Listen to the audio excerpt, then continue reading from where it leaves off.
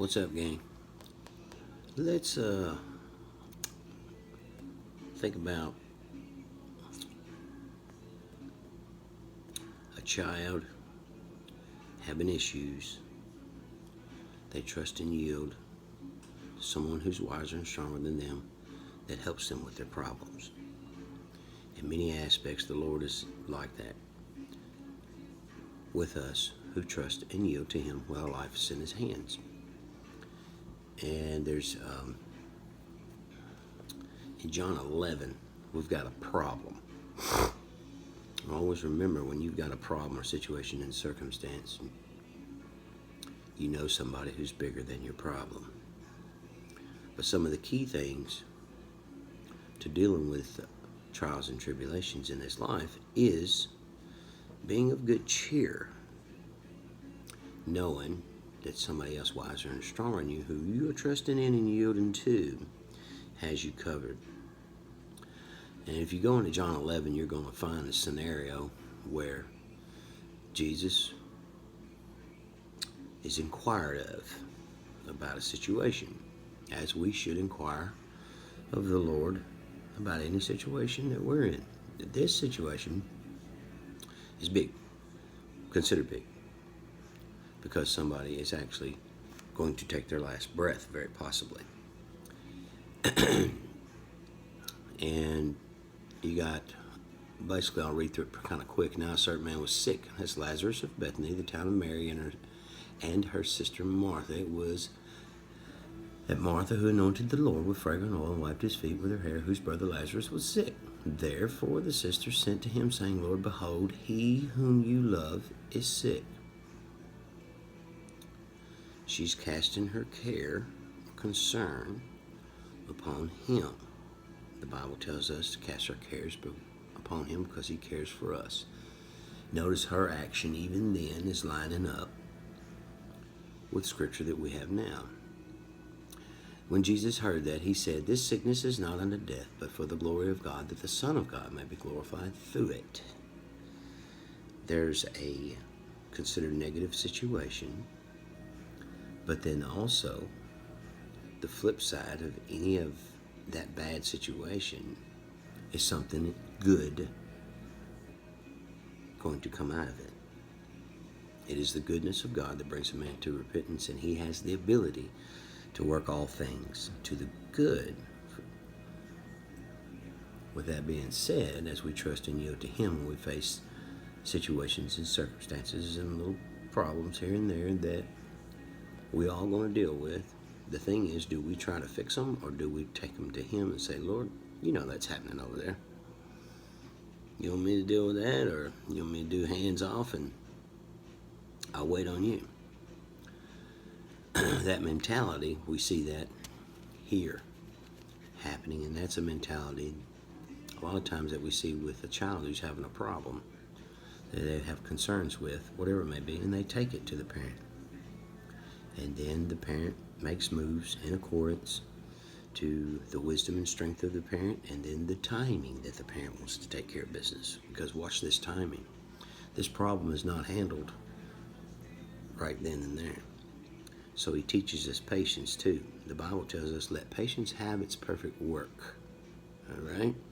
So he wants us to be anxious over nothing, which there was probably a little sense of anxiousness in this situation right here. Now Jesus loved Martha and her sister and Lazarus. So when he heard that he was sick, he stayed 2 more days in the place where he was. Then after this, he said to the disciples, let us go to Judea. He's not going to handle it right now. He's not going to mess with it right now. He's not even going to look into it right now. Is he? No, he's not. But taking it to him and leaving it there is key for anybody who's in a relationship with him. You let him be Lord, okay? Give no thought for, not too much of a thought for the situation. Give enough thought to it to cast it upon him.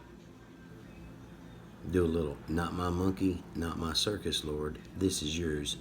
You let me know when you give me the answer. You let me know what you want me to do if you want me to get in the mix of dealing with this. Jesus answered. Oh, no, sorry. The disciple said to him, Rabbi, lately the Jews sought to stone you, and are you going there again? Jesus answered, Are there not 12 hours in the day? If anyone walks in the day, he does not stumble because he sees the light of this world. But if one walks in the night, he stumbles because the light is not in him. These things he said, and after he said them, our friend Lazarus sleeps. And after he said to them, Our friend Lazarus sleeps, but I go that I may wake him up. The way he looks at the situation, he's just sleeping. It's no big deal. It's not a big problem. And then there's an answer. But I go that I may wake him up. Now, the women, I don't think, heard this, but the guys around him did. So he's on the solution. He's working towards it. This is the timing. It's when he's going to do what he's going to do. Then his disciples said, Lord, if he sleeps, here they go talking about the answer that he gave him. He will get well. However, Jesus spoke of his death, but they thought that he was speaking about taking rest and sleep. Then Jesus said to them plainly, Lazarus is dead, and I am glad for your sakes that I was not there, that you may believe. Nevertheless, let us go to him. Lazarus is dead, and I am glad. How in the world can anybody be glad when somebody has took their last breath? The bigger the problem, the bigger the God you have. Remember that. For every problem, there is a promise. So when you have a problem and you don't flip out about it, and you say, Lord, this is a big deal. He goes, yeah, I understand you recognize that it is, but I'm bigger than that problem. Okay? It's like the Lord actually has fun in showing us that he can handle anything. So, as a loving parent handles a lot of stuff for a child that's bigger than them, the Lord will do the same thing. And that allows us to live free from the burdens or so-called problems that we face in this life. We're not moved by it because we understand he's going to move within it. It's right here. And he still does these things today. So, as we go on, he said, Nevertheless, let us go to him. Then Thomas, who is called the twin, said to his fellow disciples, Let us also go that we may dine with him. So when Jesus came, he found that he had already been in the tomb for 4 days. Okay, it's a problem. It's been hanging around. He's asleep. Whatever. It's been 4 or 5 days, Lord, since I told you about this problem. I was going to put this problem in your hands that I'm having in my life. You know what I mean? It might be 4 days. It might be 4 weeks. It might be however long that you put a concern that you have in your life in his hands, and he's going to handle it eventually. It's a matter of when. The whole idea, again, is casting your cares upon him, letting patience have his perfect work, and know that he's going to move within it no matter what it is. And it's a matter of how much he's going to have you move within it if needed. Okay, now Bethany was near Jerusalem, about 2 miles away, and many of the Jews had joined the women around Martha and Mary to comfort them concerning their brother. And there's people that might be talking about this situation and what's going on and what's not going on, and I wish she said, and he said, she said, and I wish something would happen, and God needs to hurry up and all that. It's here, yeah, but don't worry about it. Just know that you have given him the rule, the reign to handle the situation. That's the whole deal of getting off the playing field of your life. That's the whole deal of his will being done on earth as it is in heaven. That's the whole reason why you trust him and yield to him more than you do yourself. It's putting him on the playing field of your life, and you're not on it. It's not your concern. It is a concern, but it's not for you to handle. And then here we go with Martha. Now Martha, as soon as she heard that Jesus was coming, went and met him. But Mary was sitting in the house. Now Martha said to Jesus, Lord, if you had been here, my brother would not have died. She's almost blaming him for the outcome. Don't blame him. Don't blame him. He allows things to happen that are considered bad. Why? You'll see. Watch this. But even now I know that whatever you ask of God, God will give you. Jesus said to her, your brother will rise again. Negative, carnal thinking, and then here comes Jesus, positive. There's a solution. There's an answer. I'm him that has it too. Every single time. Martha said to him, I know that he will rise again in the resurrection at the last day. She's thinking, and she's thinking outside the box about something else, and he has to correct her. Jesus said to her, I am the resurrection and the life. He who believes in me, though he may die, he shall live. And whoever lives and believes in me shall never die. Do you believe this? So he's building up her confidence. She said to him, yes, Lord, I believe that you are the Christ, the Son of God, who is to come into the world. And when she had said these things, she went away and secretly called Mary, her sister, saying, the teacher has come and is calling you. As soon as she heard that, she rose quickly and came to him. Now Jesus had not yet come into the town, but was in the place where Martha met him. Then the Jews who were with her in the house and comforting her, when they saw that Mary rose up quickly and went out following her, saying, she is going to the tomb to weep there. Then when Mary came where Jesus was and saw him, she fell down at his feet, saying to him, Lord, if you had been here, my brother would not have died. Again, blaming him for his timing. We have to be able to accept his timing and when he's going to do, how he's going to do, what he's going to do. A child actually has to do that towards a loving parent. It's when they're going to handle it, how they're going to handle it, all that. The parent decides all that. In our relationship with the Lord, it's the same way. It's the same way. You know, if you do the thing like giving no thought for your life, it'll help kind of keep your anxiousness and your worry and your doubt and your fears at bay.